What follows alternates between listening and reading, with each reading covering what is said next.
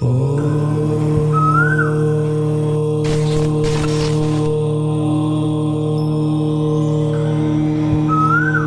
నమ శివాయ. శ్రీమాత్రే నమః. చాలామంది ముఖ్యమైన పనుల మీద వెళ్తూ ఉంటారు. ఆ పనులు కొన్ని పెండింగ్ పడుతూ ఉంటుంది, చాలా ఆలస్యం అవుతూ ఉంటుంది. ఎందుకు అవుతున్నాయి అనేది మనకి ఎంత ఆలోచించినా అర్థం కాదు. కానీ మనం ఏ పని మీద వెళ్తే ఆ పని అయిపోవాలి అని అంటే, నేను మీకు ఈరోజు ఒక ప్రత్యేకమైన పరిహారం చెప్తాను. అది మీరు చేసి కానీ బయలుదేరితే మీరు వెళ్ళే పని 100% అయిపోతుంది. అదేంటంటే, మనం స్నానం చేసేటప్పుడు అంటే బకెట్ క్లియర్గా ఫస్ట్ నీట్గా కడుక్కొని ఆ బకెట్ బయటికి తీసుకొని వచ్చి ఆ బకెట్లో ఒక కొబ్బరికాయ తీసుకొని ఆ కొబ్బరికాయని ఆ బకెట్లో పగలగొట్టాలి.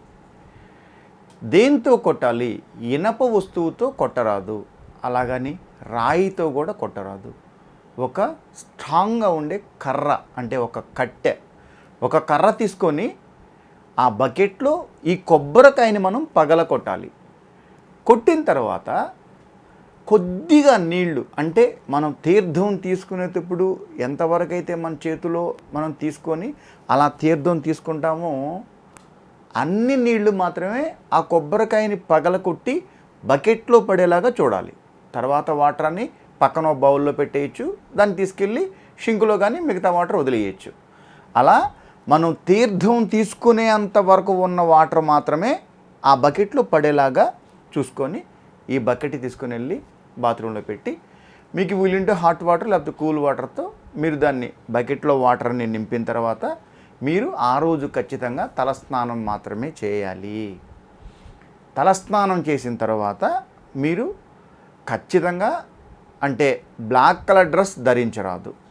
మీరు వాష్ చేసి ఉండే బట్టలు ధరించాలి. ఆ రోజు మీరు ధరించవలసిన colour dress white, pink, maroon, yellow, green.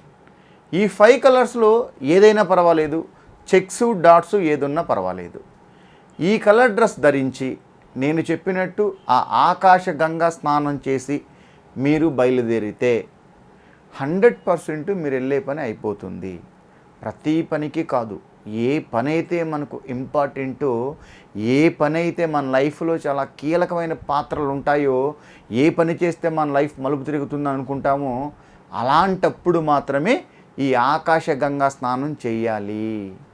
ఈ ఆకాశగంగా స్నానం చేసి మీరు బయలుదేరితే మీరు వెళ్ళే పనుల్లో ఎలాంటి ఆటంకాలు కలగవు. మీరు ఈ స్నానం చేసేటప్పుడు ఆ వాటర్లో గంగాజలం మాత్రం ఉంటే కొద్దిగా వేసుకొని తలస్నానం చేయొచ్చు. మిగతా అందులో ఇక ఏవి మిక్స్ చేయరాదు. కొంచెం కల్లుప్పు కానీ, అలాగే కొంతమంది పసుపు కానీ, అలాగే కొంతమంది పువ్వులు కానీ వేసుకొని స్నానాలు చేస్తూ ఉంటారు. అది చాలా మంచి అలవాటు సుమ.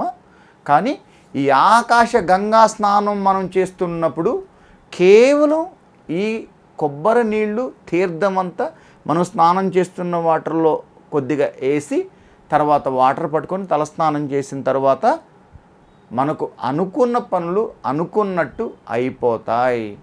ఇందులో ఎలాంటి సందేహము వలదు. మీకే పనులైనా పెండింగ్ పడుతూ ఉంటే ఈ ఆకాశ గంగా స్నానం చేసి బయలుదేరి వెళ్ళి చూడండి, 100% మీ పనులు అయిపోతాయి. అయితే ఆ రోజు మాత్రం మీరు ఆ స్నానం చేసిన తర్వాత నాన్ వెజ్ మాత్రం దయచేసి తినరాదు. నేను చెప్పిన ఈ కలర్ డ్రెస్ ధరించి మీరు వెళితే 100% ఆ పని అయిపోతుంది. కృష్ణార్పణం.